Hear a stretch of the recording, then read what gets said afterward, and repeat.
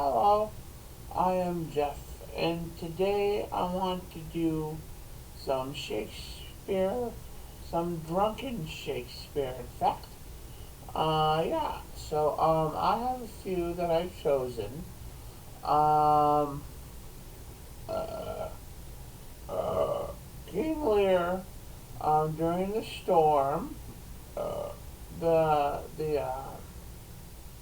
one with the hedge pig, the hell broth, the hell broth, the hell broth. And then Richard the Third, Act One, Scene One. I'm making a hurricane. How appropriate. Yeah, it's my normal stuff that I like to do these ones. So I feel like it. So here we are. Yeah. All right. So King Lear. Folio 1, as always. This one's Act 3, Scene 2. And it's storming. Now, this is King Lear. So, King Lear had three daughters. Two of the daughters. Now, he was writing out his inheritance plans, his will, so to say. And so two of his daughters were like, "You're the best dad in the world, and we love you so much. It's like a constant, constant feeling of ecstasy that you're our father." And then there's so that was the first two, and then the last daughter was like, "You're my dad, and I love you like any child would love her dad, alright? It's not like that. I just love you like a dad." So then, so King Lear was furious about that, and he cut her off of the will. And she was like, "Okay, you two who are like super good and think I'm super good are gonna get you guys are gonna get everything, and you can go away because I don't really love you because you think I'm normal." So anyway, so that's what he did. He cut her off the will. So off the inheritance. So then those two get everything of King Lear's, so the whole kingdom, everything that's included in the kingdom of King Lear goes to the first two daughters and not that other one. And so that was just like you're my it's how I feel. You're my dad, and it's just how it's just a normal thing.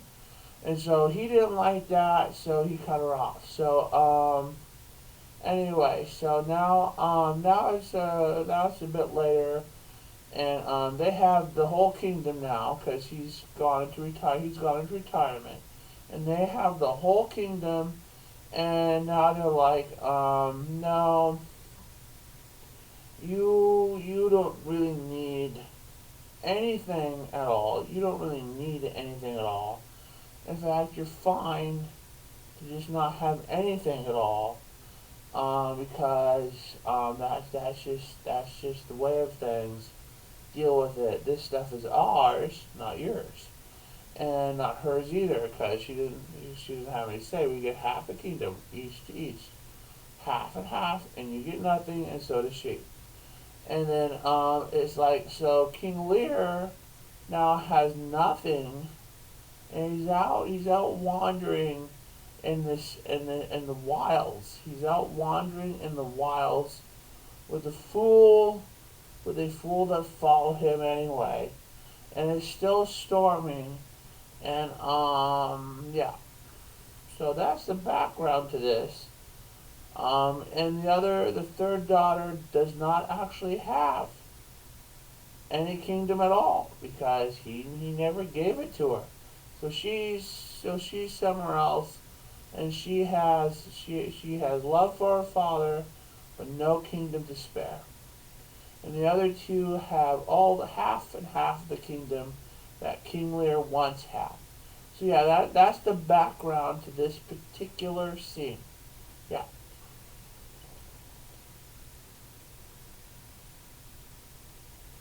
Okay, so it's in Act 3, Scene 2. It's storming and enter Lear and Fool.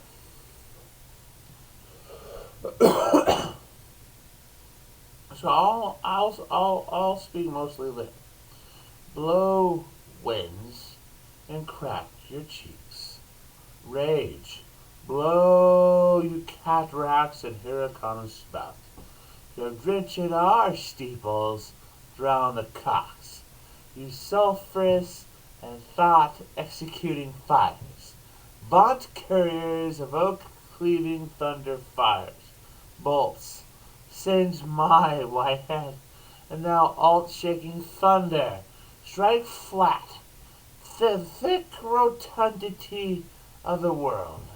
Crack nature's molds, all germane spill at once that makes ungrateful man. And then the Fool speaks, and then Lear speaks again. Rumble thy belly full, spit fire, spout rain, nor rain, wind, thunder, fire are my daughters. I tax not you, you elements, with unkindness. I never gave you kingdom, call it you children, you owe me no subscription. Then let fall your horrible pleasure. Here I stand, your slave, a poor and firm, weak and despicable man, but yet I call you servile ministers. Thou will with two pernicious daughters join, your high engendered bat tails against a head so old and white as this. Oh, 'tis foul. And then the Fool speaks, and then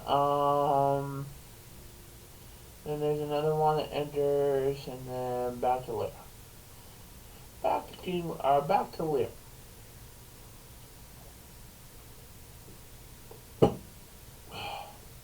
Let the great goddess that keep this dreadful putter of our heads find out their enemies now. Tremble thou, wretch, that hast within thee undivulged crimes, unwhipped of justice.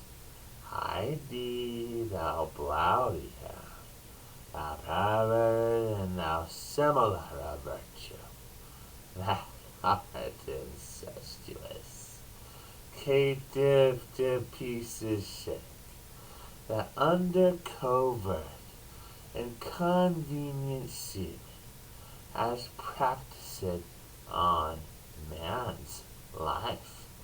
Close pent-up guilts rive your concealing continence, and cry these dreadful summoners grace. I am a man more sinned against than sinning.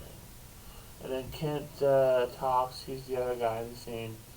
And then Lear speaks and he says, my wits begin to turn. Come on, my boy. Oh, that's my boy. I'm cold myself. Where is this straw, my fellow? The art of our necessities is strange. It can make wild things seem precious. God, Yahweh, poor fool, and knave. I have one part in my heart that's sorry yet for thee. And then the Fool speaks, and the Fool said, this is the Fool, and he says, he that has a little time wit, but hi-ho, the wind and the rain, must make content and his fortunes fit. Though the rain, it raineth every day. And then when King Lear says, "True boy, come, bring us to this hovel." And then the fool speaks, and the fool speaks a prophecy here, and so yeah.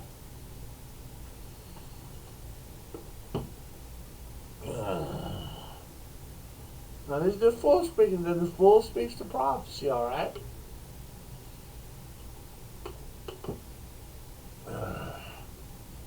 Alright, here we go. This is a brave night to cool a courtesan. I'll speak a prophecy ere I go.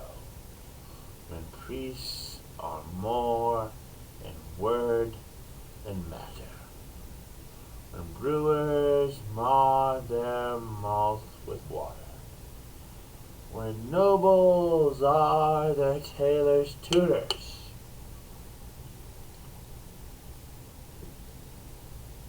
no heretics burning, but winter suitors.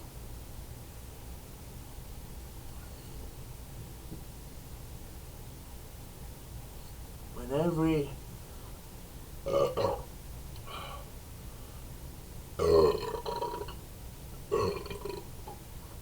peace and law is right,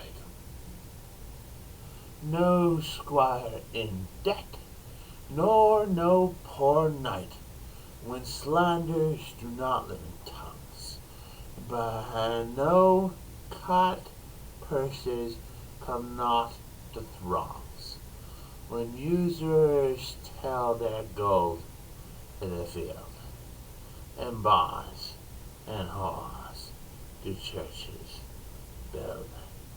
Then shall the realm of Albion come to great confusion. Then comes a time who lives to see it, that going shall be used with feet. This prophecy Merlin shall make, for I lived before his time. Alright. So that's King Lear with Lear in the storm. And he's no longer a king in that scene. So okay, so there's one. So now let's have some more Shakespeare. Can we not all have let's see some more Shakespeare? And I'm the same way. So let's do Macbeth, Act 4, Scene 1. And now this is Macbeth. So this is Macbeth, and I know nothing of Macbeth. I know nothing of it.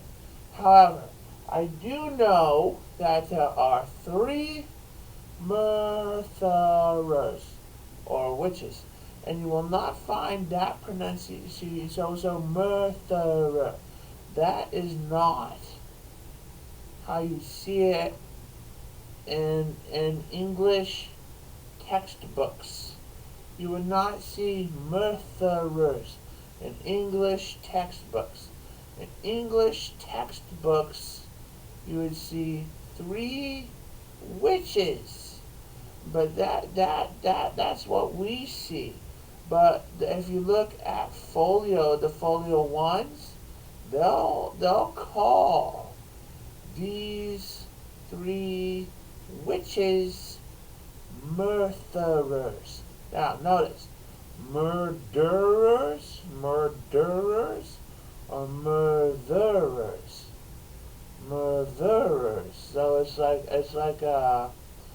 it's a different word, and it has there's a deviation. There's murderers and there's murderers, and so sometimes that word appears every now and then. But so I have not evaluated this on the whole, because I do not read Shakespeare a lot. I don't read a lot of Shakespeare. So I don't know how widespread that is, but what I'm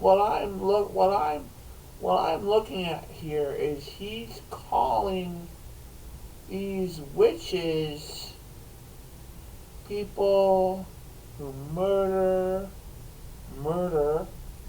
psychically.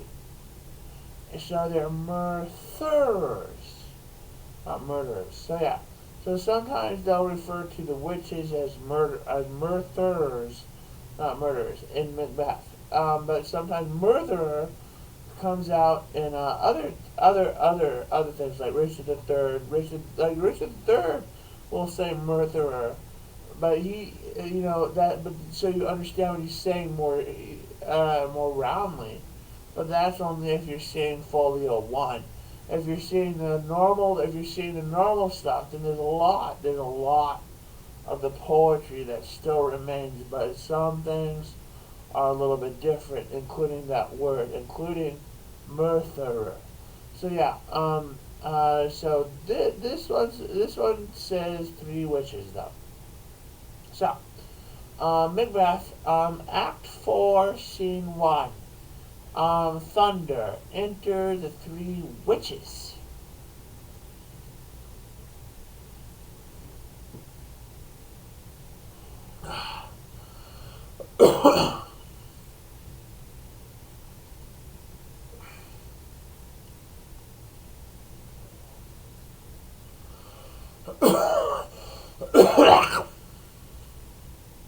Thrice the brinded cat hath mewed. Thrice and once the hedge pig whined. Harpier cries, 'tis time, 'tis time.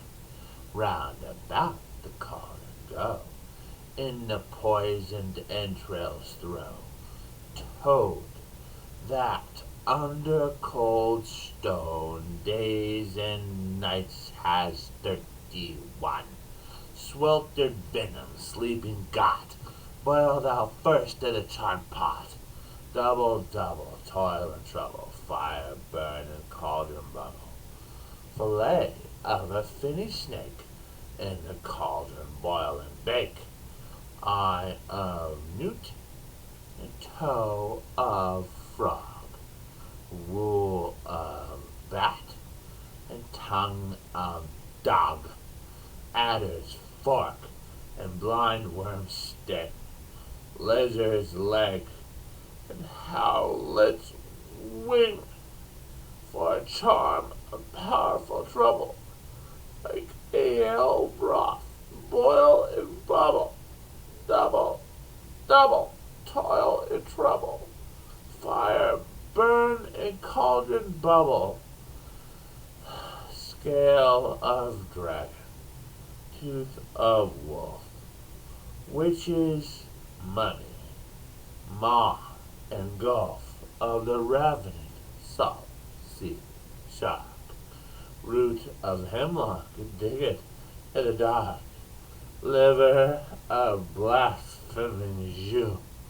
gall of goat in slips of you, slivered in the moon's eclipse, nose of Turk in tar's lips, finger of birth strangled babe, ditch delivered by a drab, makes the gruel thick and slab, and thereto the tagger's charging.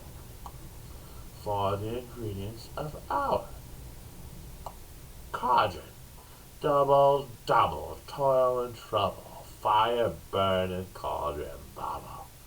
Cool it with a baphomet's blood.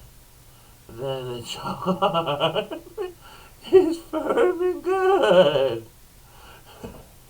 Alright, good. So that's Macbeth. That's Macbeth, which is sometimes referred to as the cursed play. The cursed play. Now, this is Act 4, Scene 1. That's what I just did. That's what I just did. And sometimes Macbeth is referred to as the cursed play. Now, I wonder, why is it referred to as a cursed play. Now, I claim to be Shakespeare in a previous life. Outright, I claim that. So, why? So these words might be special or not. Hey, whatever. All right, I'm saying them. This is a thing. I'm saying them. This is 2023. I'm saying these words, and I understand where I used to be. And not many would believe it, and that's fine. It doesn't have to be believed, but I'm saying it anyway. And even though I have no viewers, that's fine. Well, you get what I'm saying. I don't, I don't care. I'm saying it anyway. So, Macbeth is considered a cursed play. Now, why is that?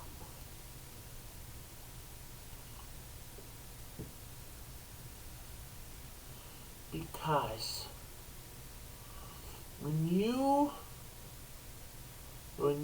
delete something, it's still there, and the sound of all the rest. That's why it's a cursed play. It's not because of the scene with witches. It's because there's something wrong. And I don't know what it is, because it's gone. And that's what I mean. There's something gone. And therefore, it's a cursed play. Do you understand?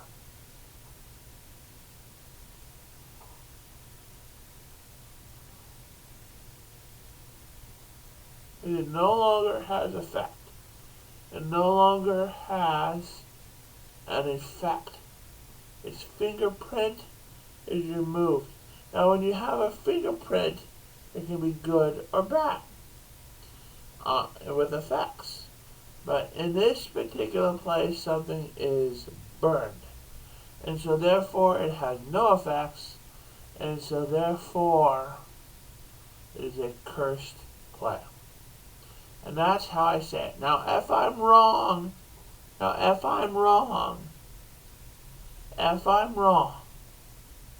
may Shakespeare correct me. Because and now listen, I am myself. So I am saying, if I am wrong, may Shakespeare correct me. But what I'm saying is, this play is cursed for that reason. Because there's a fingerprint missing. Do you understand that? Now I'll move on. I'm going to move on. So I'm going to move on. Just love. Life will be what it is. Now anyway, I'd like to move on. Alright. So, but it's not like the play itself. It's still a worthwhile play. Don't get me wrong. It's still a good play. Not that I read the whole thing, but you understand. It's not like I'm saying the play's bad. I'm just saying there's something wrong with it. Alright? But it's not that it's bad. It's just, whatever. So, Richard the Third. And this is Folio 1. And this is Act 1, Scene 1. Yes, good.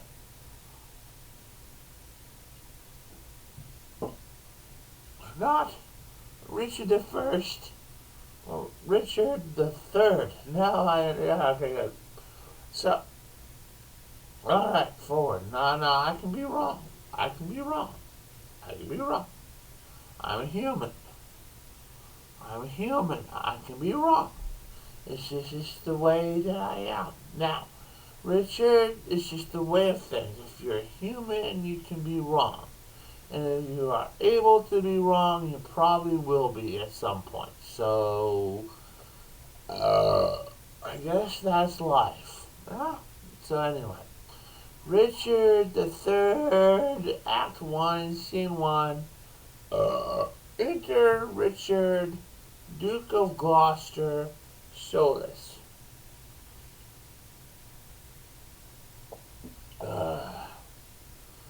Now is the winter of our discontent.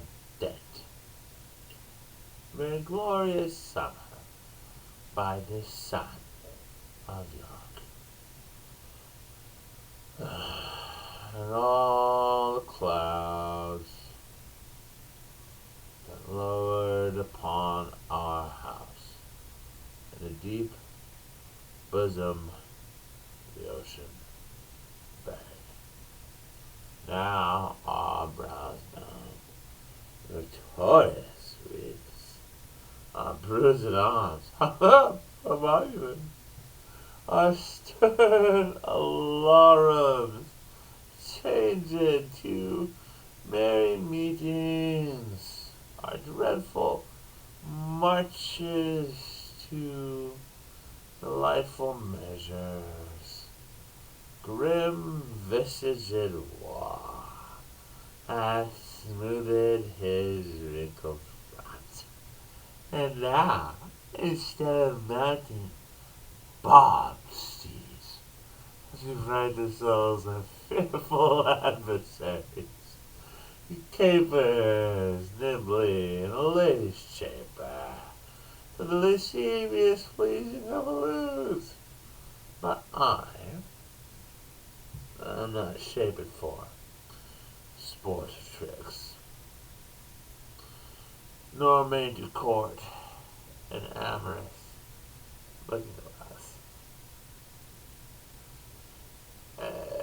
I, that am rudely stamped, and want love's majesty, to strut before a wanton ambling, I, that am curtailed of this fair proportion, cheated of feature by dissembling nature, deformed, unfinished, sent before my time, and to this breathing world scarce half made up, and that's so lamely and unfashionable that dogs bark at me as I hold by them.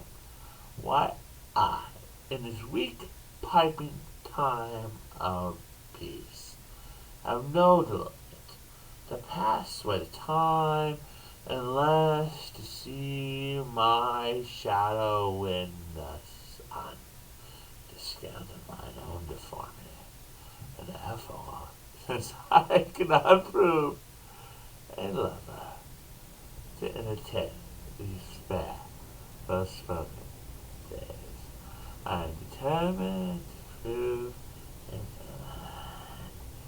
and hate the idle pleasures of these days. Plots have I laid, inductions dangerous, by drunken prophecies, libels, dreams, to set my brother Clarence and the king and deadly hate the one against the other. And if King Edward be as true and just as I am subtle, false, and treacherous, this day should Clarence closely be knew it up about a prophecy which says that G of Edwards as the mother shall be. Thy thoughts down to my soul. Here Clarence comes. Enter Clarence in Brockenberry Garden. Oh, brother, good day. What means this armed guard that waits upon your grace? And then Clarence says, His Majesty, tendering my person's safety, hath appointed this conduct to convey me to the Tower. And then Richard says, upon what cause? The Clarence says, because my name is George. And then Richard says, alack, my lord, that fault is none of yours, for he should for that commit your godfathers. Oh, belike his majesty hath some intent that you should be newly christened to the Tower. And then, but what's the matter? What is the matter, Clarence? And then, Clarence said, Clarence says, yeah, Richard, when I know, but I protest, as that I do not, but as I can learn,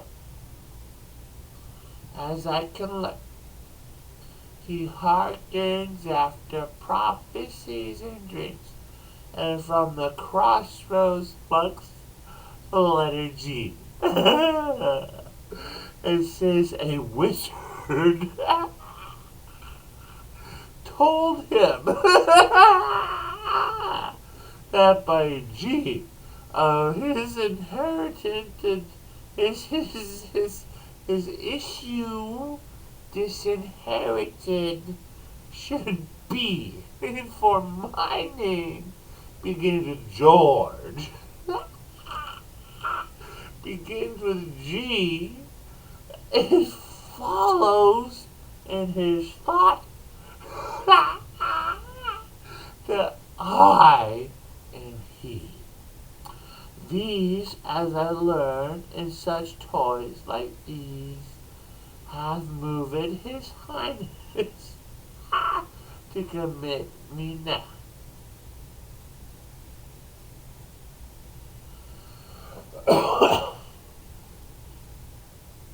Alright, and that's Richard the Third. That's the first part of it. So I'm going to move on now. That's the Shakespeare. That's your Shakespeare for now. Thank you for watching. Bye. Bye. Bye.